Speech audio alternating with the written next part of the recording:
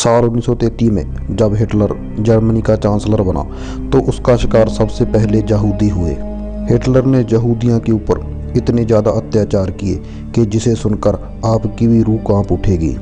पहला विश्व युद्ध जर्मनी बुरी तरह से हार गया था, इसलिए जर्मनी की हार के लिए यहूदियों को जिम्मेदार ठहराया गया। हिटलर और जर्मन लोगों का यह मानना था कि अगर जर्मनी पहला विश्व युद्ध हारा है तो वो यहूदियों के कारण ही हारा है, क्योंकि यहूदियों ने विश्व युद्ध में दुश्मन सेनाओं की मदद की है। इसलिए हिटलर ने जर्मनी से यहूदियों का विनाश करना शुरू कर दिया। यहूदियों को मारने के लिए हिटलर ने अलग अलग डेथ चैम्बर बनवाए। ट्रेनों में भरकर इन यहूदी लोगों को इन डेथ कैंपों में लाया जाता था, जहाँ पर इनमें से बच्चे, प्रेग्नेंट लेडीज़ और 50 साल से ऊपर के लोगों को अलग कर लिया जाता था। इन सभी लोगों को तुरंत ही मौत के घाट उतार दिया जाता था।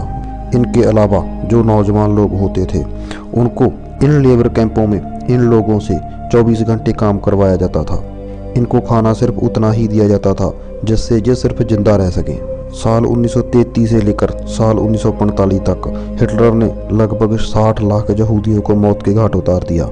साल 1945 तक जर्मनी में यहूदियों की हालत यह थी कि हर 3 यहूदियों में से जर्मनी में 2 यहूदियों को मौत के घाट उतार दिया गया। हिटलर ने लगभग 11 लाख बच्चों को मौत के घाट उतार दिया। हिटलर की नाजी पार्टी के सत्ता में आते ही सबसे पहले उसने यहूदियों के अधिकारों के ऊपर कब्जा करना शुरू कर दिया। जर्मनी में जितने भी यहूदी रहते थे वो सब बहुत ही पढ़े लिखे थे और सभी देश में उच्च पदों पर नियुक्त थे। महान वैज्ञानिक अल्बर्ट आइंस्टाइन भी उस वक्त जर्मनी में ही था। शायद वो भी हिटलर के इन लेबर कैंपों में किसी लेबर कैंप में होता अगर कुछ समय पहले वो जर्मनी छोड़कर अमेरिका ना आता। सबसे पहले साल 1933 में हिटलर ने सबसे पहला डेथ कैंप डैकू में खोला, जहां पर हिटलर ने राजनीतिक विरोधियों और जनतंत्र विचारों वाले लोगों को कैद करना शुरू कर दिया। इस डेथ कैंप में इन लोगों से 24 घंटे काम करवाया जाता था। इसके अलावा इनके ऊपर अलग अलग मेडिकल एक्सपेरिमेंट्स भी किए जाते थे। साल 1939 में हिटलर ने पोलैंड के ऊपर हमला कर दिया, जहां पर उसने सभी यहूदियों को बंधक बनाकर मौत के घाट उतार दिया। हिटलर ने इन लोगों के घर और प्रॉपर्टी जर्मन लोगों में बांट दी। अथोनीजिया प्रोग्राम के तहत हिटलर ने लगभग 2.5 लाख अपंग लोगों को मौत के घाट उतार दिया। हिटलर का यह मानना था कि ये अपंग लोग देश की तरक्की में रोड़ा बन रहे हैं। 1941 तक हिटलर ने पोलैंड, नॉर्वे, नीदरलैंड, फ्रांस और बेल्जियम के ऊपर अपना कब्जा कर लिया था।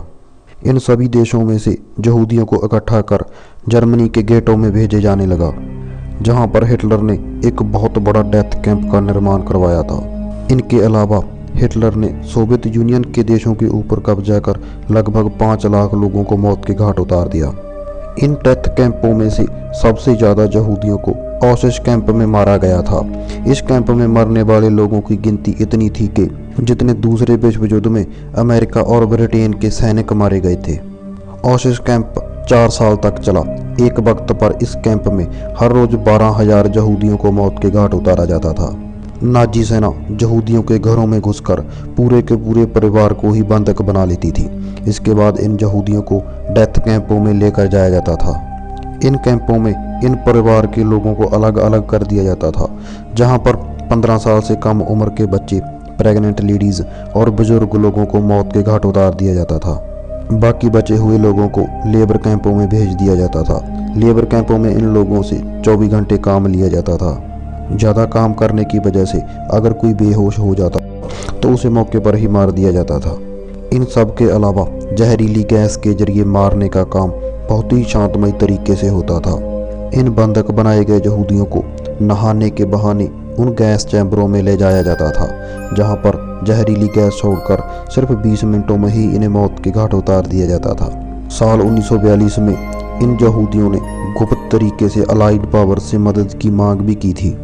इन कैंपों में बंधक बनाए गए यहूदियों के द्वारा समय समय पे अलाइड पावर को गई अलग अलग तरीके से गुप्त खत उन अलाइड पावर्स को भेजे गए। जब इन आने वाले खतों की गिनती हर रोज बढ़ने लगी तो अलाइड पावर ने इनके ऊपर गौर करना शुरू कर दिया। इन खतों में लिखा गया था कि नाजी सेना उन्हें ट्रेनों के रास्ते डेथ कैंपों में ले जाती है, इसलिए बम्बों से इन ट्रेन ट्रैक्स को ही उड़ा दिया जाए। लेकिन अलाइड पावर्स के द्वारा इन्हें रिजेक्ट कर दिया गया। अलाइड पावर्स का मानना था कि बहुत जल्द ही वो जर्मनी के ऊपर कब्जा कर लेगा, लेकिन अगले 3 साल तक अलाइड पावर्स जर्मनी के ऊपर कब्जा नहीं कर पाए। इन 3 सालों में हिटलर ने लगभग 60 लाख यहूदियों को मौत के घाट उतार दिया।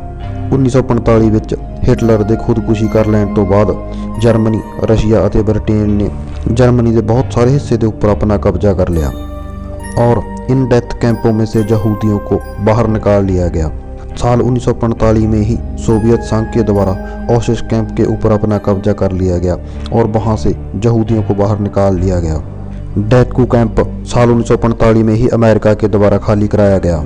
इन डेथ कैंपों में से बचाए गए लोग वापस अपने घरों में नहीं जा सकते थे, क्योंकि इनके घरों के ऊपर जर्मनी के लोगों ने अपना कब्जा कर लिया था। ना ही इन्हें दूसरे समुदाय के लोग एक्सेप्ट कर रहे थे। इसीलिए इन लोगों ने एक नए देश का निर्माण किया जिसका नाम इजराइल है।